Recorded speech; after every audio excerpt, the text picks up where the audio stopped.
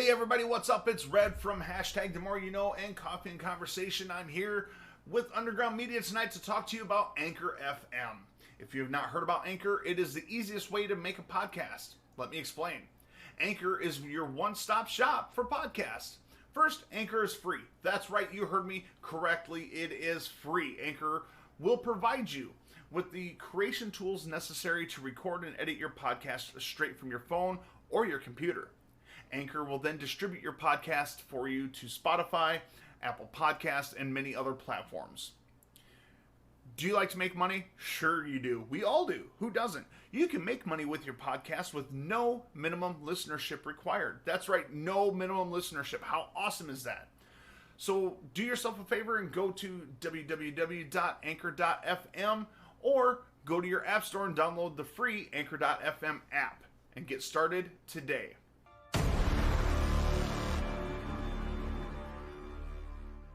Happy holidays, everybody. We just got back from New Year's break and ready for another episode of Beyond Barriers. Today, we have a very special guest, Anthony Beattie with Atap Security.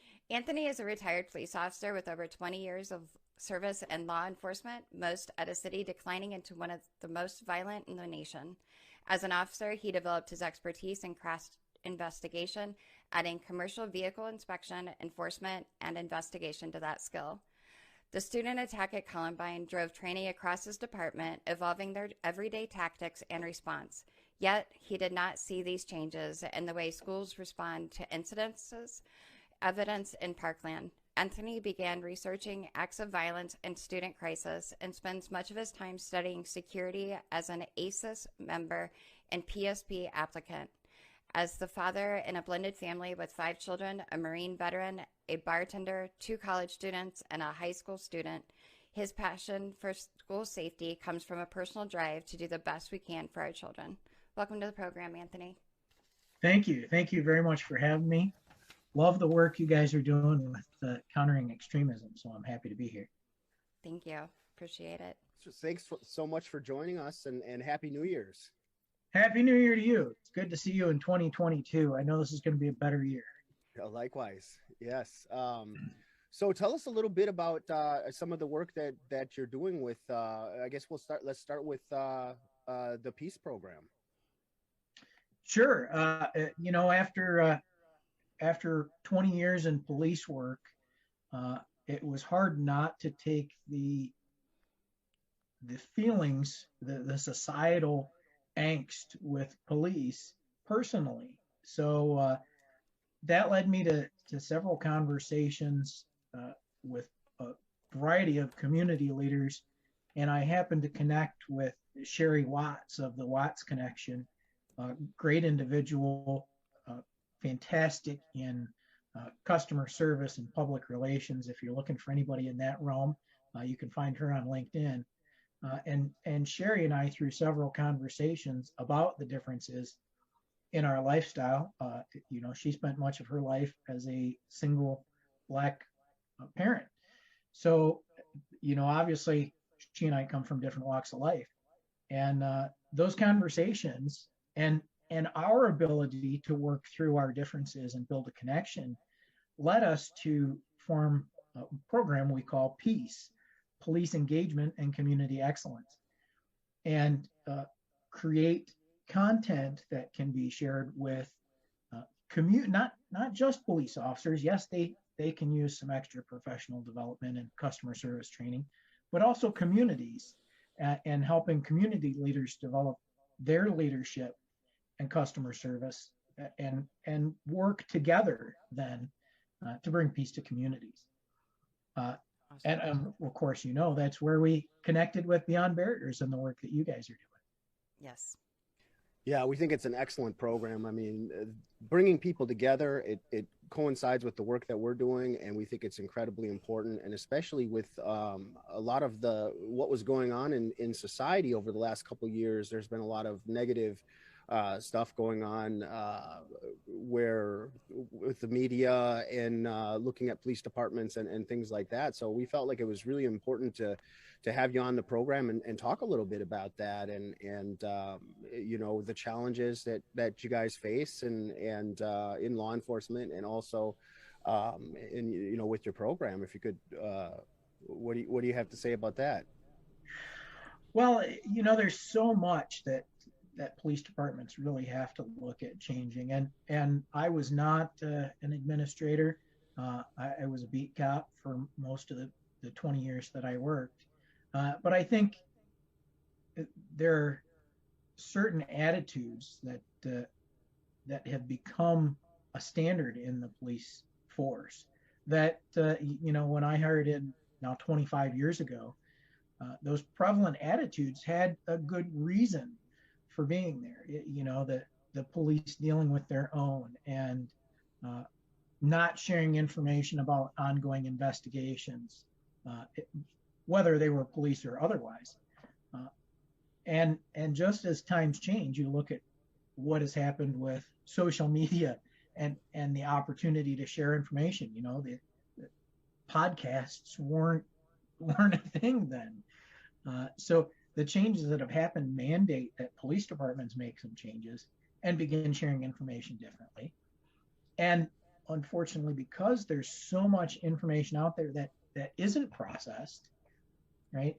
We have no lack of quantity of information. What we lack is quality of information. And there are so many people out there commenting on how they think police and police operations should be that have never put on a uniform or even done a ride along to see how things are from the officer's side. And what we've seen through studies and inviting those people to participate in police training is that giving them that opportunity vastly changes how they think things should go, because it's walking in somebody's shoes gives you a whole different perspective, right? Exactly. Absolutely. Exactly. I know we've talked about, for all of our listeners, Peace and Beyond Barriers have done a monthly webinar the last several months, starting, I think it was August or September of last year, which can be found on our YouTube channel, but discussing these very issues of community and police. What can the community do to improve? What can the police do to improve? And what can they both do to work together to improve relations? And a lot of times it starts with just literally listening to the other side. Like, what do you need from us? What do we need from you? And it's exactly that. So. Yeah, and that's, in Peace, we talk about perspective mindset, and we've had that conversation several times. And that's where, we've worked together to create that Beyond Barriers relational dialogue concept that I am so proud of and so thankful to have our connection that we can be part of that. Just breaking down the barriers, right? Recognizing that no matter what we look like or where we come from or what you think our background is, we're all just people, and we need to recognize that we all have a unique story, and understanding that story, then that perspective mindset, we can come out and approach in a new way. That's huge. That's everything. Exactly. And with that, sorry, Acacia. No, go ahead. I was going to say, with that relational dialogue, and we're learning so much. I mean, even from, the people that we've connected with through in the work that we do in countering extremism and just bringing sides together. I can say even for myself, one of the coming out of the movement, our biggest enemy when I was in the movement was the communists and these people.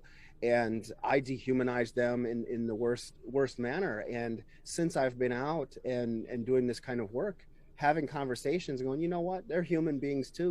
They have, wants, needs, desires, and things like that. And while I don't agree with their politics in any way, shape, or form, humanizing them. And I think a lot of people don't, they just don't humanize one another. And that's where the gap between the community and the police is so much. That's why I feel it was so important where you shared about people doing the ride-alongs, experiencing something in someone else's shoes, or looking at it through their lens. Have you seen a radical change in your work with that in some instances with people that don't get along with the police departments and then all of a sudden do one of those ride-alongs and have a whole different outlook? I actually had one gentleman who was applying. His first ride along with me was as he was applying to be a chaplain for the police department, and he shared with me on his third ride along. Now think about that. Obviously, he was granted his application, and chaplains have a little more access than regular citizens would do. But he took the time. Right, this isn't something he got paid to do. He would get up. We started at 6 o'clock in the morning. He'd be there with me as we started at 6, and he'd ride most of the day unless something came up through his church. But he shared with me on his third ride along that his intention, as he applied to be a chaplain, was to try to change the police department. That he started with the mindset that we were wrong, and we needed to change. And through his time with me, and not just me, but me and other officers, he recognized just what we're talking about. He'd broken down some of the barriers. Right. He'd spent some time to recognize who we were as individuals, and Exactly. that opened his mind to how we were doing things, and gave him a greater perspective. And that's, it's exactly what you're talking about, Jeff. He'd approached, and to his credit, he recognized that he was being challenged through his faith. But he'd approached with really a dehumanizing look at police officers. And by spending time with us, humanized us, saw us as individuals. And that in and of itself bridged a lot of the gap. Now, he did the other part of it too. He took the time and had conversations with us and got to know us as people. And you think about that. You were talking about it with your angst with the folks in the communist movement. If we can stop the hate for a second, Yep. stop dehumanizing, and of course we recognize, and I've learned so much from our conversations, right? That your talk about echo chambers being in social media content that continually reinforces our own thinking and dehumanizes the other, because we're all afraid of losing what we have and what we're trying to get, and Right. that creates such angst and hatred, that if we can just stop that for a minute and try to build that bridge, so much good can happen. Absolutely. Now, listen, America, that goes for the Democrats and the Republicans too, because that really needs to be heard right now, in society with the polarization that we're facing, and really well stated, Anthony. Thank you so much for that. What about? Could you share a little bit about Atap with us? Sure. Atap, actually, Acacia covered a lot of it in the introduction, but I started as a police officer, and I don't care if you call us cops, but I know there are some that hate that term because it's gotten such a negative context with it, and much like the thin blue line flag. So the thin blue line, to me, it's not an American flag. It's a symbol that supports police officers. That, I think, was used because of the hatred between some in the BLM movement and white supremacists. White supremacists used it to antagonize BLM, and now it's become a symbol of white supremacy. So now every time I see that symbol, I have to question whether that person is a police supporter or a white supremacist, and I don't like that, because I support police no matter what their race, color, or creed is. But so I say that, so it's a symbol, right? We have to learn to understand each other's symbols. But I started as a cop back in '97, and then of course Columbine happened in '98, and that devastation, that tragedy was so overwhelming to the police officers that were there, and who responded by the book for the day. They saw such a need for a different approach that those officers led much change, and we had some great tacticians at our police department that helped to drive change through the organization and changed our weapons and tactics and daily approach. Uh, and so I saw over my 20-year career very, very much concern and change because of that. And then I retired in 17 and Parkland happened in 18. And I saw almost no difference in the school. Not police. Police did a great job responding to that. But the school had almost no changes from what happened in Columbine. And that was dumbfounding to me after having to live through so much change myself. So that led me to some partnership with folks from law enforcement. And then in trying to find the best solution for schools, led me into well, I guess I've always been a bit of a reader and researcher, but that led me to dive into school safety and general security management and policy procedures and training. And as we started to propose solutions, it led us into partnership with some fantastic educators and even more researchers.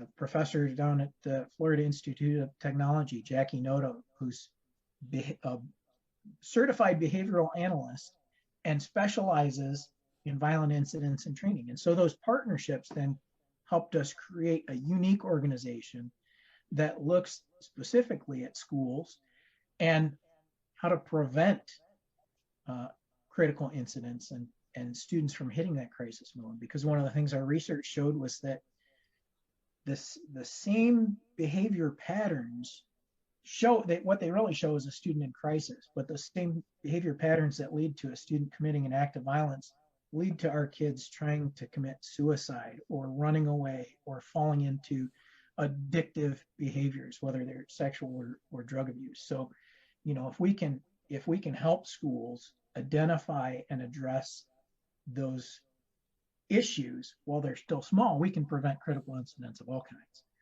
So that's obviously I get a little passionate. Sorry if I got a little carried away there. But. No, you're good. Great. No, go ahead, Acacia. No, I was just going to say that brings me into the next thing that Atap actually has a program that's called Atap Hall Monitor. And if you would, I just want to, if you can give our audience a brief idea of what exactly that does.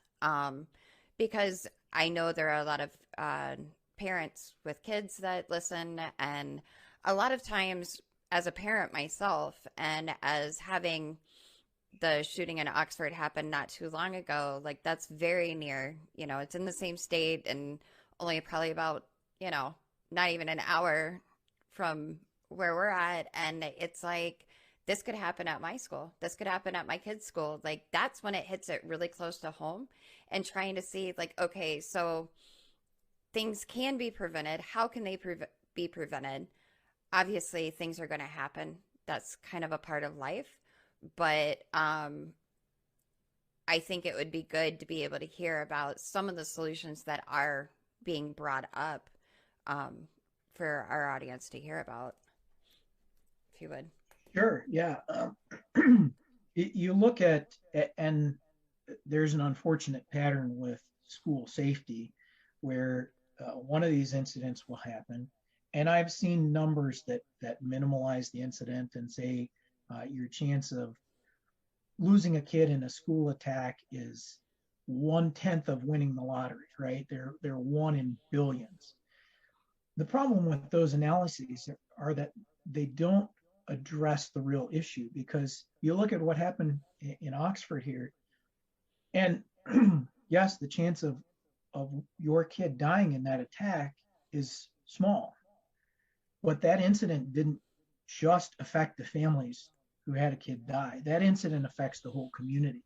And when you look at things that way, our chances every year of having a school attack that affects us are 2%. They won't approve drugs with 2% chance of negative effects, right? So when we look at things that way, 2% every year is a huge risk. So one of the big problems with school safety is that an incident like this will happen, and now everybody's passionate about it Right. until something else happens, and then they move on, right? So what we've tried to do is create programs that will help schools across the board stabilize their safety programs.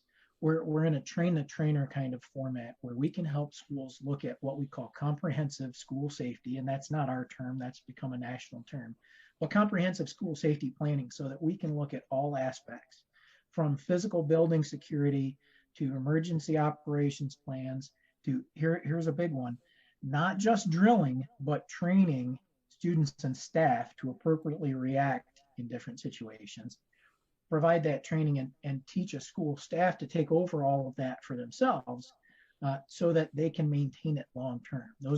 That's really what's key. Now you mentioned Hall Monitor.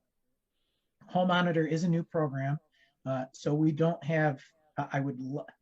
In a couple of years we'll be talking about the data that comes out of this and the proven effectiveness, I think, of it. But right now it is highly theoretical. We've used our researchers, folks like Jackie Noto and our superintendents on staff to bring into reality, and you can look at ataphallmonitor.com. It's got its own website for the research backing in that. But Hall Monitor is a behavior pattern tracking data management system. So what it does is really crowdsource what's going on in a student's life. So after every critical incident, regardless of the nature, if you talk to the folks around that student, what we hear is, well, I heard this one thing, but I didn't think that meant they were headed here, right? And that's very true. When we hear those one things, it probably isn't, it can be, but probably isn't a direct indicator. But when we can compile all of those into a big picture of what's going on in a student's life, now we can really see this is somebody heading for crisis. So the other side of that is we don't want to be all negative. We know from our educators and our researchers that positive behavior recognition can really help develop what they call the whole child, right? And we know as adults, everybody likes to hear praise, right? It doesn't matter where you are or what you're doing. We love to hear good things about ourselves. So we've built in things like a positive behavior recognition component to the Hall Monitor because we want people to focus on the positives. And we recognize, again, our research shows that the more we're recognizing the positives, the easier it is to get folks to contribute when there's that questionable negative, because nobody wants to be the snitch. But now we know if there's a big picture that's going to paint who the whole person is, that this one little thing that we add can just provide them some assistance. It's much easier to add in that component. So that's where Hall Monitor, we've got that program, it's launched. We're looking for schools to partner with us in using that, and it's actually included in our safety packages. So awesome. It's good to hear. And yes, we will definitely include the website in our description also for people to take a look at. That kind of brings us into our next thing, as far as like Beyond Barriers has a student anti-violence engagement, which we've actually paired up with Atap to go into schools to help with this prevention, to help teach the Beyond Barriers relational dialogue to the teachers.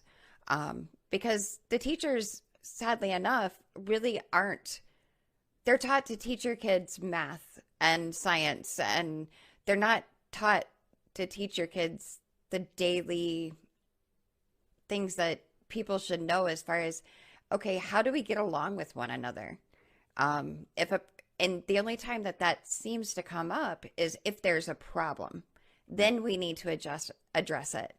But really, and I think, Jeff would agree with me on this too, that if we start out when they're young, teaching them about diversity, but how diversity can be a strength, how just because you're different than me doesn't mean that you're bad, doesn't mean that I get to put the blame on you, then we will have a lot less issue as they get older and they get to be adults. And then there won't be as much of a need for the de-radicalization and all of that, because they've been taught from a very young age how to have dialogue with one another and sit down and talk to one another.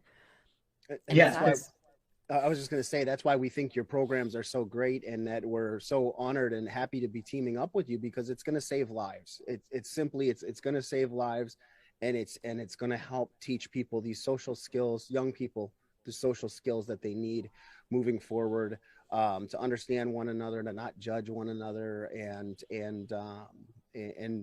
it's just it's so all encompassing. That's why we think it's so important. But yeah, please, your thoughts.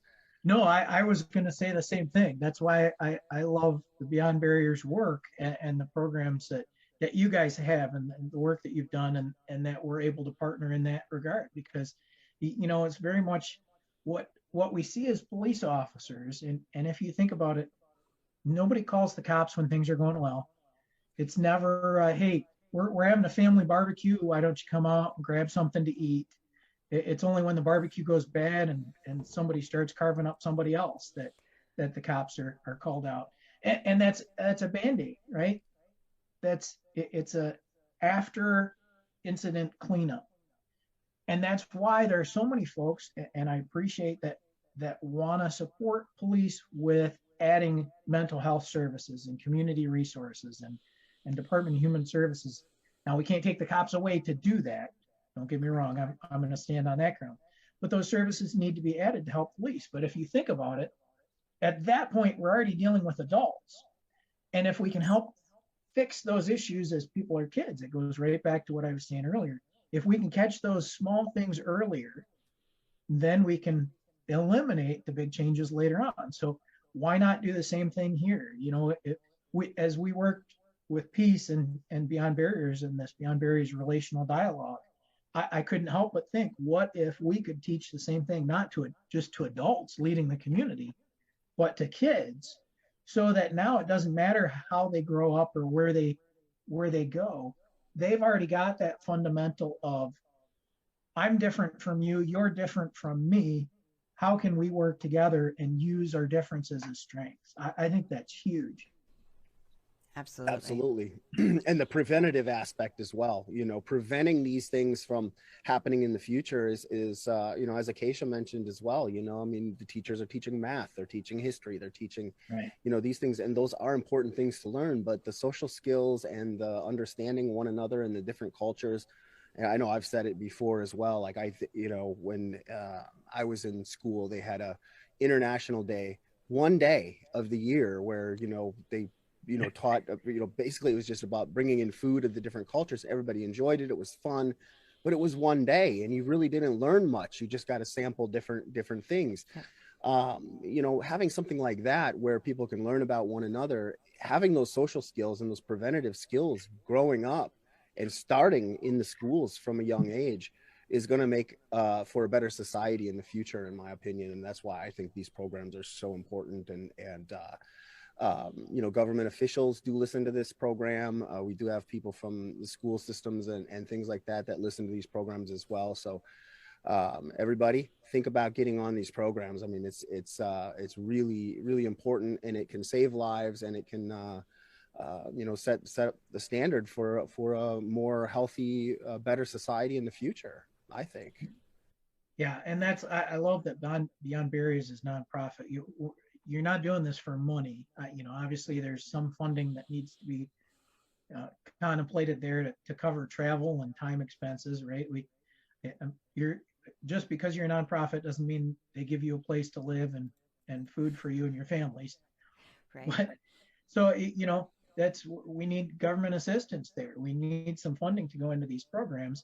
And I'm sure you guys have had the same experience as we research the programs and the research grants that are given. A lot of those are given to higher ed folks who are already in a university setting. And that's great. I'm not saying stop that, but some of that needs to come out to grassroots efforts like Beyond Barriers, so that we can show the effectiveness of Beyond Barriers relational dialogue program in a restorative practice. I know we had a great conversation with a gal in Southeast Michigan who's all about giving us an opportunity to try that in school, which is fantastic. But we can only do so many of those trials without having some kind of income come in. So no matter where you're at, reach out to a local representative and advocate for some funding in this area. Absolutely. You bring up a very good point, because it's like, we would love to be able to bring things to everybody for free, because this is something everybody needs. Yes. But you're right, and there is government funding that has been set aside for things, but majority of the time you see the funding and the grants, but you don't see the fruits of it. You don't see it touching the communities and the people within the communities. You see it touching who knows what sometimes. And I'm not saying that these other programs aren't doing anything. I'm just saying a lot of times you don't see it at a community level. You don't see it at the grassroots level within the schools, within the local schools. And yes, we had a conversation with restorative justice with one of the school districts. Absolutely amazing work what they're doing, and absolutely amazing that, you know, we do need to look at it as a whole. You've mentioned it several times, Anthony, as far as taking everything and looking at it as the whole child, not just one incident, because many times it's accumulative of good and bad, and then it builds up to an incident. And so taking a look at everything is what we need to do. And I think a lot of times what we've been doing is only taking a look at one incident here, one incident there, not what patterns create those. Yeah, and unfortunately, it's kind of a corner that our educators are backed into by the system. There's so many mandates on what schools and our educators have to do that there's so little time for them to address the big picture. Much like police work, you know, I've said most of my career, you look at when the state has to cut money, the first two things are police and education. And what do we need most in society? We need more education so that we can have fewer police officers. And so when you cut both at the same time, it compounds the problem, because now we're going to have a higher crime rate now, and we're going to have more struggling people in a couple of decades as those kids become adults. So it's a compounding issue. Now, somebody has to pay for it. I recognize that it's difficult to step forward and say, hey, I want to pay more money for that. But when we look at the big picture, we want to prevent things, we want to change society and have a better world for those kids to live in. We've got to do the work now. Yeah, I think a lot of times we've been so concentrated on countering and countering the violent extremism, countering these things, that we forget about the prevention and the preventative measures that we can take. I'm not saying that we shouldn't counter, because you absolutely have to, because the problem's there. So you got to find a way to deal with it and to deal with it effectively. But we also need to look at what can we do to prevent these situations from happening in the first place. And I've said it before and I'll say it again. I'm a huge advocate of prevention and starting with our youth, because youth become adults. You know, adults weren't just born yesterday and suddenly here they are, they're adults with all these problems. They start out as kids. And if we don't teach our kids how to get along, how to effectively resolve conflicts, and effectively, conflict resolution's a big one, because a lot of times we are so trigger happy that, you know, shoot now, ask questions later, and we've just become so adjusted to it. I mean, our attention span nowadays is 30 seconds to a minute. How are you going to solve a problem in 30 seconds to a minute? No. It doesn't happen. So it's teaching our kids that you need to slow down for a minute, take a minute, and actually think before you act. Yeah. And much like policing, you know, we have to look at the big picture, and this is a 20 to 30 year solution, because we have to address the problems that we're having now. We have to address the adults. We have to use organizations like Beyond Barriers to counter the extremism in the people who are already radicalized. police work has to deal with the folks who are already criminals, and it's going to be a couple of decades dealing with those folks. We also have to go back and address the youth and teach Beyond Barriers relational dialogue, those conflict resolution, recognition, perspective mindset strategies to our youth, so that they can grow up and be peaceful adults who aren't creating extremist ideologies. And that's, to do all of that, we have to do all of that for 20 to 30 years before we can have a real change. And think about your politicians. How long is somebody in local office? How long is somebody in a higher office? Our president's only there for 8 years. We have to, like Jeff said, doesn't matter if we're Republican or Democrat. I heard somebody the other day talking about how in 94, but pre-94, when you got elected, you took your family and you moved them to Washington, D.C. And what that did for us was then it didn't matter which party you came from. Now, all of a sudden, you're living and working in the same community, and your kids are playing soccer together, and they're going to dance recitals together. And so you've got to work together as a community. Now, you leave your family where they're at, and you come and visit Washington, D.C. Well, what does that do? It allows us to dehumanize the other side. Yep. And radicalize ourselves, so that now we think we don't have to work together. Well, that obviously, given the state of affairs of our country, doesn't work very well. So, right. That's a really good point. I never thought about that before. Thanks for sharing that. That's a really good point. From your experience as a police officer, I can only imagine some of the most extreme stories and experiences, I should say, that you've had in your life. Do you have one that's actually, I'm going to ask two questions, but probably one of the one of the most troubling cases that you had as a police officer, and then two, something where a situation could have been very bad, but you were able to use your conflict resolution skills to set somebody in a good direction.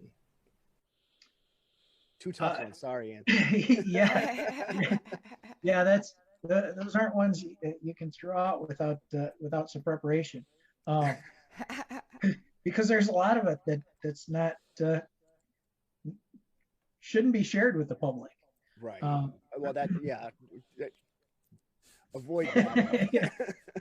I think the toughest cases for me as a parent were the ones that involved kids, and whether it was sexual molestation or physical abuse, mental trauma. Those cases stick with you, and I several going through my head right now that I just don't want to burden the public with. I think the worst day, and not just for me, it was for everybody that worked with us that day. 3 weeks before Christmas, our first call before 7 o'clock was a child death. And I mean, those are always tough. This one happened to be a 10-year-old boy who'd been sick for a long time, and was in-home respite care. His family knew it wasn't long, but they had their presents around the Christmas tree for him. And so right at the beginning of the shift, we were all dealing with the fact that he was never going to open those presents. And anytime our agency policy was always to go investigate any death outside of a hospital. And so 3 weeks before Christmas, we were short-staffed. Most of us were involved in that investigation in some form or another. I was at the hospital because he was transported even though he'd already passed. I was at the hospital dealing with family and waiting to take his body to the morgue when the call came in that we had a SIDS case, an infant death, same day. And dispatch just picks a number out of a hat and sends an officer, and the dispatcher didn't know that the officer they sent had lost a son to SIDS himself. and so he chose not to respond to that call and asked for somebody else to take it on the radio. But then that our shift is still dealt with now the second child death of the day, again 3 weeks before Christmas, and that was a day that it broke me. It changed my life forever, and thankfully I dealt with an older administrator at the hospital who was in tears as the baby was, because both kids were sent to the same hospital. Wow. It was a matter of what we could handle, and so one of us could be there and deal with both cases at the same time. But a strain on both research and the fire department, same crews handling both cases. And so it was a strain on all of the first responders in that. And I turned around and this administrator is crying, and I'm like, it's okay. We'll pull it together before the family gets here. And she just looked at me and she said, I want the family to know how much this hurts. We don't need to cover up our emotions. And that wasn't the training that I had experienced as a police officer. So worst day, I go back to that with many incidents that I won't share that dealt with that. But let me preface that, not to cut you off, but the reason I asked that, Anthony, and it wasn't to try to have you relive the trauma, but it is to show the public and to have the public understand and humanize police officers and the important work that they do and the important struggles that they go through, and especially in this current environment where people a lot of times are dehumanizing police and saying horrible things and thinking horrible things. Those are the kind of things that they need to think about before they dehumanize a police officer, before you throw something at a police officer at a protest or something like that, or before you get nasty with the police officer that pulls you over. These are the type of things that police officers deal with on a daily basis, and how that affects them. So it's incredibly, I'm incredibly thankful that you shared that with us and with the public, because I think it's something that they need to hear and understand, and it all goes back to that understanding one another and that relational dialogue that we talked about. And yeah, it's really huge, and that's why I always advocate doing ride-alongs. If you're going to criticize your local police department, take the time to get to know them. Take the time to see what they see. I can't tell you how many times I heard from people of all races, well, you're just stopping me because of my race, right? You're trying to justify your quota. When you sit in a police car, most of the time, you don't get to see who the driver is until you get closer. That's so. I didn't know what your race was until I walked up on you, and from the squad car, from that ride-along position, you can see that for yourself. From the squad car, from riding along, you can see how police are sent. They're the first ones in. There plenty of times the fire department, at least in our jurisdiction, won't respond until police have secured the scene, regardless of the nature of the call. Whether it's bullets flying, and firemen call us blue canaries because the old miners used to carry a canary in a cage down into the mine, and if the canary keeled over, they knew things were getting bad and it was time to get out. And fire department uses us the same way a lot of the time. Go in there and tell us if it's okay. At the point when you fall over, I know I need to put on my protective gear. So, some of those rivalries, if you're in New York, I apologize, NYPD, FDNY, you guys need to work together better because you're on the same front line. But so the other question you asked is if I were able to use negotiation skill to resolve incidents. And I can't tell you the number of times that, not just myself, but I saw officers de-escalating situations. Now, I have seen and worked with a guy who we tried to make arrests before he got there. because we knew he was going to crank things up. And for some of you, this may be hard to believe. I didn't want to fight with everybody. I didn't. I I made arrests because they were necessary to keep peace, not because I enjoyed strong arming people. Unfortunately, Jeff, I can also think of several situations where de-escalation didn't matter, and we were going to be going hands-on no matter who was there or how they were talking. I was asked in my hiring interview, if you have a partner with you, do you want somebody who can really negotiate, or do you want a big, ugly, mean guy? My answer was straightforward. I think I can talk to pretty much everybody. But when things go bad, talking is over and done with. Give me the big, ugly, mean guy every time. Because he can hang back until my talking fails.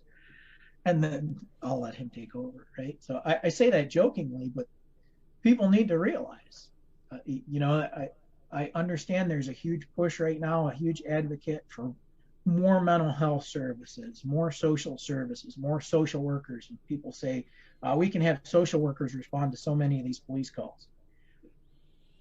Okay, then do we really need to call them police calls to begin with? Why do people call the police department? 911. Everybody knows it. It's easy to remember. It's easy to dial. So people call the police department for everything from barking dogs to cars parked on the sidewalk to, hey, my neighbor's waving a gun around. It all goes to the police department. They're the central fault. And then it's easy to take the angst of everything going on in the government out on the police department. Why? They're the face of all the government interactions that we see. They're the first response to everything that we have to deal with. And again, so much of it is bad. You call a fireman to get your cat out of the tree and you love him for it. The firemen take your aunt to the hospital when she was in that fender bender that the mean cop wrote her a ticket for. Right? So it's easy to throw anxiety against the police department. And it's easy to standardize this. We all wear the same kind of uniform. Right? I love that Daryl said we need to stop sending out detectives and internal affairs in plain clothes, in suits and ties, and say that these are the guys that you can talk to, but you can't talk to the guys in uniform. We've got to change all of that as society. Dr. Alfred Titus wrote a book I just got for my son's girlfriend's daughter, and I can't remember the name of it. But look him up on Amazon, Dr. Alfred Titus, and he talks about helping kids realize that police are there for good, that they're our friends. It's a huge need for society to deal with that. And then we have to recognize that they're cops. And I appreciate if you're in uniform or wore a uniform, walked the beat or drove a car, I appreciate you. There are so many like Jeff and Acacia that appreciate you and thank you for the job you're doing. Absolutely. I'm thankful every day that you guys are out there taking care of us. And there are plenty of us that recognize how much we owe you. So don't give up. And on that note, I know we just did a piece podcast that talked about the doldrums of the winter. I saw another police suicide just this week. If you're struggling, you saw, I tried to hold it in as much as I could, but you saw some of the angst that I experienced on that call that day. Talk to somebody. I know Pastor Glorybell Lilly out in California. You can look her up on LinkedIn. I know she'd be happy to talk to you. There are plenty of folks, chaplains or not, that are willing to talk to you. We used to have debriefs after shift where we would get together and talk and resolve. Let some of that go. There are plenty of people who will listen and talk to someone. Sorry. Absolutely. Thanks. No, thanks for letting me go off on that tangent. No, thanks for sharing all that. Was great. It's very needed. Very, very needed. A lot of times, we talk about dehumanization and we forget that, you can dehumanize in your own mind without actually realizing that you're doing it. And a lot of it's about perspective on how you look at someone or something. And a lot of times we tend to look at a certain position and forget that those are people that are filling those positions. And those are people that have struggles just like you and me. So getting back to that and getting back to basics, and, you know, police officers deal with a lot more trauma than I know they would like to admit. And I know that the public would like to realize that they really do. And we should be thankful and remember that they deal with that so we don't have to. Yeah, Plain we and simple. shared that on our last panel discussion. Regardless of the numbers, uh, the average person will deal with 1.5 to 2 critical incidents in their lifetime. And if you think about, how much we go through, and what we're talking about is having your home broken into, losing a loved one in a tragedy. That's 1.5 to 2 incidents through your lifetime. And depending on the numbers that you look at, police experience 200 to 800 over their 20-year career. Wow. So at the very least, 100 times more critical incidents. And so that stress changes you. And that's, I invite people to look up that YouTube recording and watch mental health experts, not just cops. Don't just hear it from our perspective, but look at mental health experts and what they say cops are dealing with out there. So that's huge. I think if you look at suicide numbers, Chief Gang in that podcast mentioned how many folks we've lost to suicide. I think it was 137 last year alone. 137 suicides. You think, well, that's not that many cops across our nation. Folks, there aren't that many cops across our nation, and those numbers have increased drastically over the last few years. I think a lot of that is due to society's dehumanizing of police officers that leads to cops dehumanizing themselves. Now, this isn't my area. I'm not talking as an expert. I'm just talking from opinion. But you think of where somebody's at when they commit suicide, when they take their own life. They're not thinking of themselves as a person. They're thinking the world will be better off without them as an individual. And what we're doing to cops is leading to a lot of that. That's not okay. Yeah. Sorry, we kind of brought things down there. That's been a really deep and sorrowful conversation. That's I don't think that was my intent as I jumped on today.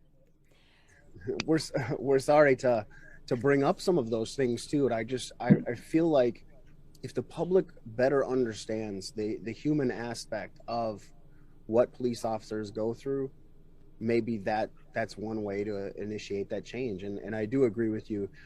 Dialogue doesn't always work. And we know that in the work that we do as well. It doesn't always work. And you're going to deal with those people that, will go off no matter what, and you're not going to get through to them. Obviously, it's ideal to have the dialogue and do things that way.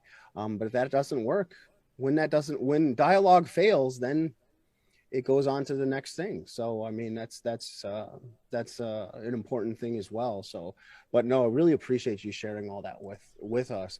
But on a lighter note, could you share an inspiring story, one of the more inspiring stories with us as from your career, lighten the environment?